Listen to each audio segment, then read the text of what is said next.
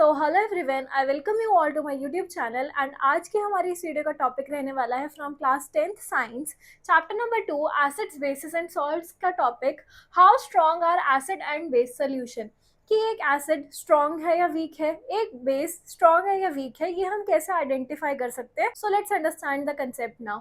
Acid base indicator used to distinguish between an acid and a base. तो हमने पहले की कुछ वीडियोस में ये देखा कि अगर हमें डिस्टिंग्विश करना है कि एक चीज़ एसिड है या एक चीज़ बेस है, वो हम किसकी हेल्प से करते हैं? इंडिकेटर्स की हेल्प से। तो एसिड बेस के कुछ इंडिकेटर्स आते हैं, वो ये बताते हैं कि कोई चीज़ एसिड है या बेस है बाय चेंजिंग देयर कलर।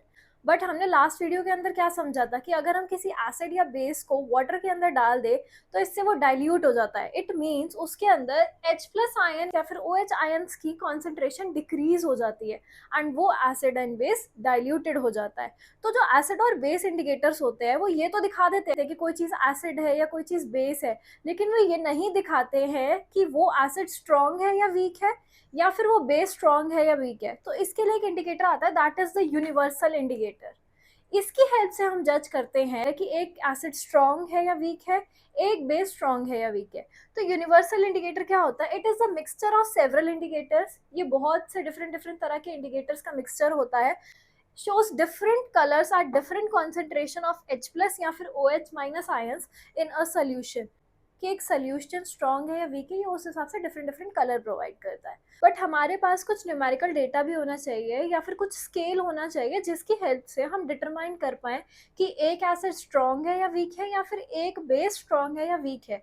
तो इसके लिए एक स्केल होता है, that is pH scale. PH scale help in measuring H+ या फिर OH- आयन कॉन्सेंट्रेशन। ये एक स्केल है जो हमें हेल्प करता है मेजर करने में H+ या फिर OH- आयन की कॉन्सेंट्रेशन को।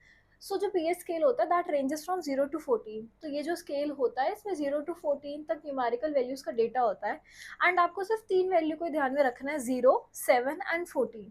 जिन सॉल्यूशंस की वैल्यू लेस देन 7 आती है that are considered as acidic in nature. जिन सॉल्यूशंस की वैल्यू मोर देन 7 आती है that are considered basic in nature. But जिन सॉल्यूशंस की पीएच वैल्यू 7 आती है that are considered neutral in nature.